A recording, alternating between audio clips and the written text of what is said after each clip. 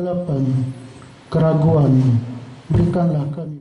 Dinas Kebudayaan dan Pariwisata Provinsi Sumatera Selatan dan UPTD Museum Negeri Sumsel Bala Putra Dewa menggelar seminar sehari bertema sejarah budaya dan politik kerajaan Islam yang bekerja sama dengan Palembang Express, mengundang para guru dan mahasiswa.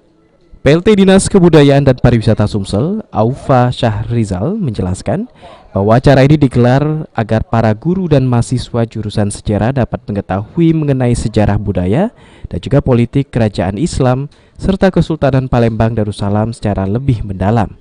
Selain itu, guru pun dapat mentransfer ilmu yang didapat kepada para siswa-siswi. Ia juga mengatakan bahwa dapat mengangkat sejarah di Palembang Darussalam karena banyak warga yang belum tahu keberadaannya. Sejarah Palembang Darussalam. Bismillahirrahmanirrahim.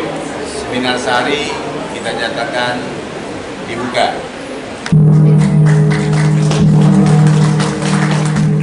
Banyak guru sejarah yang belum bisa kita libatkan. Artinya animo dari masyarakat, animo guru sejarah, kemudian semangat para narasumber untuk mentransfer knowledge berkaitan dengan sejarah ini sangat tinggi. Ya, kita berharap bahwa kegiatan ini saya yakin sangat positif.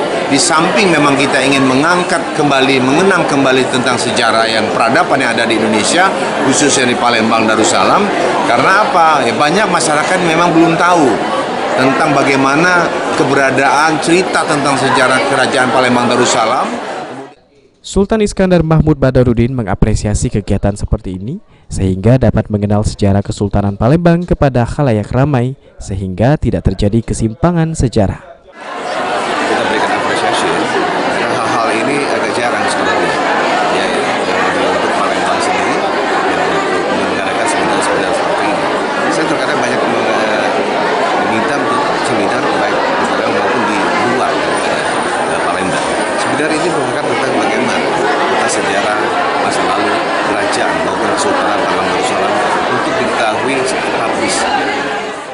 Selain itu, atas partisipasi kerjasama antara pihak Museum Negeri Sumsel Bala Putra Dewa dan Palembang Express memberikan kenang-kenangan yang diterima langsung oleh PLT Dinas Kebudayaan dan Pariwisata.